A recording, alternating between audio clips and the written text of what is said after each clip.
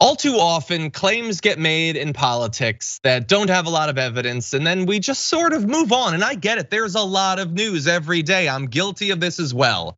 But it's important sometimes to follow up on the bold claims that are made by people like Marco Rubio. You might recall that not too long ago, a Marco Rubio campaign volunteer got attacked. That is the actual fact. This volunteer was attacked, Christopher Monzon. What's disputed is the characterization of what that attack was about. Marco Rubio jumped out immediately on social media to say that the volunteer was attacked for being that volunteer, for being a Republican.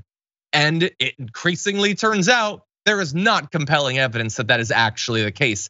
And even Christopher Monzon himself was not claiming that it had anything to do with politics until the senator claimed that it was. And it's gotten so bad that a Miami GOP official has now turned and said, I don't think it's about politics either. Despite the fact that this is Gabriel Garcia, sits on the executive committee for the Republican Party of Miami-Dade County. He, by the way, is a former Proud Boy, so that's fun. He did a fundraiser for Christopher Monzon because he so wanted to support this guy for being attacked over politics. And now he's coming out and saying, after seeing the new evidence and video, this was not politically motivated, and Chris took advantage of the situation. I hope he goes to jail for lying to the detective on his BS story, and same with little Marco for taking advantage of this situation for political gains. That is a bold response. Now, bear in mind, it doesn't make this person a great guy. He's a former Proud Boy. But that is a big turn from raising money from the person to saying that maybe he should be sued over it. Adrienne, what do you think?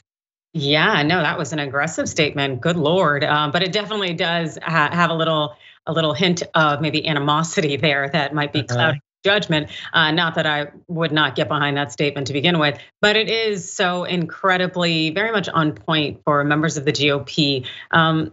These instances of lying, of purporting to be some kind of political victim in some way, and for things to be politically motivated when that is not the truth at all.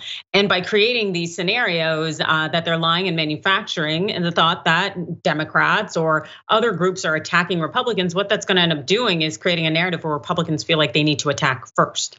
And so this stuff is very dangerous. It wastes everyone's time and effort, and it also really reinforces this us-them narrative that, again, is very dangerous. So I hope all the consequences in the world befall this individual.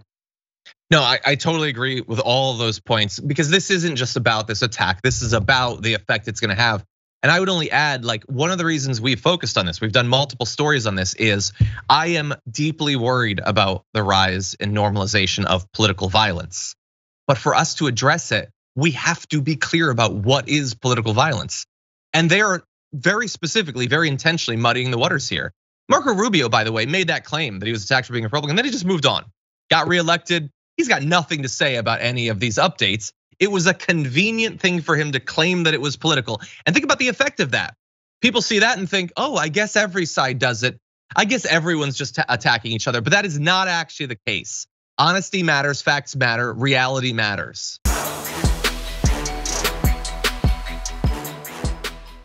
For more political news breakdowns, interviews, stories of activism, and me trying my hardest to care about the occasional big celebrity news story, subscribe to our YouTube channel at youtube.com/thedamagereport. And you can ring the bell wherever it is so you don't miss anything.